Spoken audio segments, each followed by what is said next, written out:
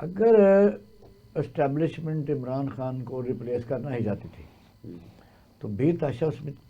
چیزیں موجود تھیں، کوئی مسئلہ نہیں تھا، جو سراب چل رہا وہ بھی چل پڑتا، ری الیکشن کراتے یا نہ ہی کراتے، ٹرم گورنمنٹ لا سکتے تھے۔ یہ کون سی مجبوری تھی کہ میاں نواز شریف کو وہاں سے لایا گیا، تمام کیسز معاف کروائے گئے، کہ پلیٹ فارم مہیا کیا گیا، اتنی کہاں سے طاقت آ گئی؟ تو کیا وجوہات کیا ہے؟ دیکھیں وجوہات تو بہت ساری ہیں۔ وجوہات ہوتی ہیں کہ پہلی بات تو یہ ہے کہ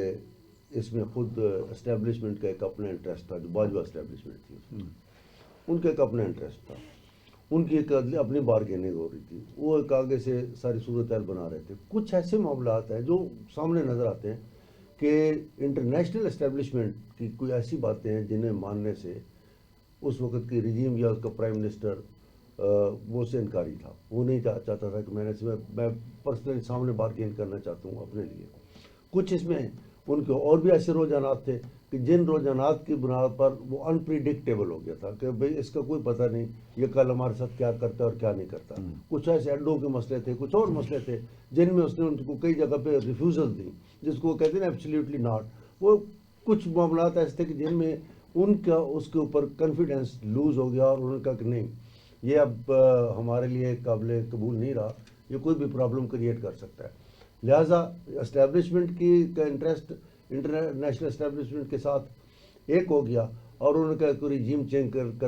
کرتے ہیں تو پھر ان کی تو آلریڈی بارگیننگ ساری دنیا کی تو اوپن سیکرٹ ہے، خفیہ بات تو ہے نہیں کہ کہاں کہاں بات ہوئی تھی، وہ سارا ان کو بلا لیا گیا۔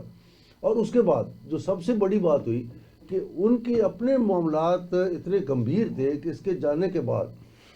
انہوں نے اچھا یہ بھی کسی وقت ہمیں محسوس ہوتا ہے کہ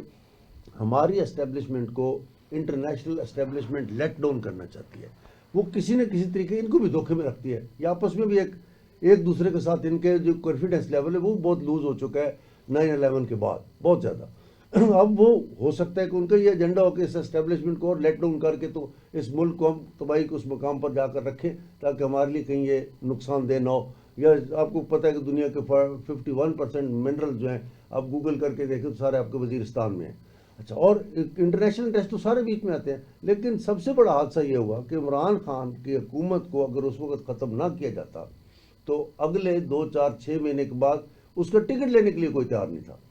اب جب یہ حکومت آئی تو انہوں نے سب سے پہلے تو لوگوں کو بینیفٹ نہیں دیا، وہ بینیفٹ بھی نہیں دیا جس میں کوئی پیسے نہیں لگتے، جسٹس نہیں ہوا، اس کے بعد کولیکٹیولی کروئلٹی شروع ہو گئی، اس کے بعد انہوں نے مہنگائی اتنی بڑھا دی کہ جو آپ کی سوچ سے زیادہ بار تھی، تو غریب آدمی جب پسنے لگا تو اس نے جو بھی بیانہ دیا اس کے ساتھ کھڑے ہو گئے۔ ایک تو لوگ مظلوم کے ساتھ کھڑے ہو جاتے ہیں، دوسرے وہ کہتے ہیں کہ یہ تو اس سے بھی زیادہ ظالم آ کے ہمارے ساتھ جو ظلم کر رہا ہے یہ تو ہمارے کفن اتار کے گردنیں بھی کاٹ رہا ہے، تو اس لیے پھر وہ کہتے ہیں کہ وہ باپ اچھا تھا، بیٹا تو اس سے بھی آگے نکل گیا۔